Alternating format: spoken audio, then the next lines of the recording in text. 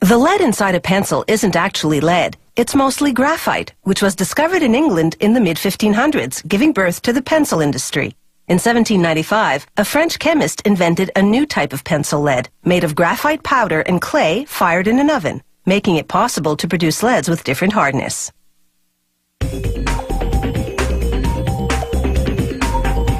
For the pencil's body, you need a type of wood that's soft enough to sharpen, yet strong enough not to bend under the writer's hand pressure. This German pencil factory uses cedar from California. The wood is 5 millimeters thick and arrives pre-cut in slats of 18 by 7 centimeters. One by one, the slats pass under a giant cutting wheel. It carves grooves that will become the channel down the middle that holds the lead. The next machine fills the grooves with glue, a special formulation that's slightly elastic. This cushions the lead so that it's less likely to break inside the channel. Every second slat moves on to another conveyor belt. The ones that stay on this line head toward the machine that lays in the lead. The lead is made of a graphite and clay mixture, baked in an oven at more than 800 degrees Celsius. The lead-laying machine's wheel loads itself with leads. Their spacing matches the grooves in the slats. It's the same process for colored pencils, only the leads are made of wax, clay, and pigments, with no baking required.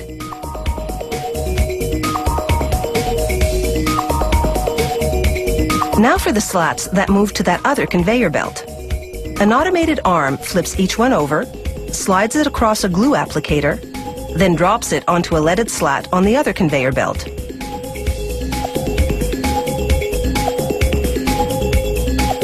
All the steps to this point have culminated in what is effectively a lead sandwich.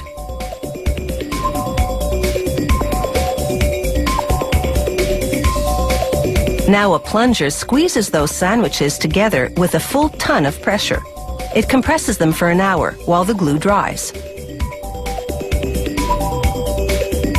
After that, it's just a matter of slicing the sandwiches into pencils. This shaping machine makes the hexagonal profile in 2 steps. First, its upper cutter forms 3 sides on top, then its lower cutter shapes 3 sides on the bottom. As soon as the bottom side is cut, the pencils separate.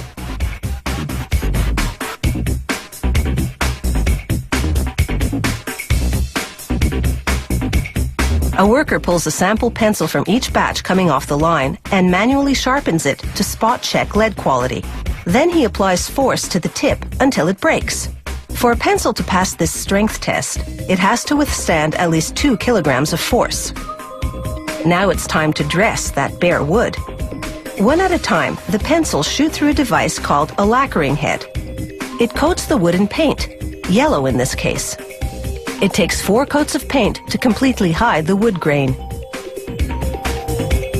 A 5th lacquering head paints a black stripe, this company's trademark. Then a 6th head seals the paint job with a transparent lacquer. From the paint line, the pencils make their way to a stamping machine. At an astounding rate of 500 pencils a minute, the machine heat transfers foil lettering from a plastic film to the painted wood. Last stop, the rubber tip assembly machine. First, it squeezes the top of the pencil to slide on an aluminum ferrule. Then it inserts a rubber eraser into the ferrule's other end and squeezes that tight. European-style pencils have a painted cap instead, the color indicating how hard the lead is. After a coat of transparent sealer, the pencils take a series of dips in the first color, then once that dries, in the second color. The final coat is a high-gloss lacquer. The pencils are finally ready to roll across a grinding drum for sharpening.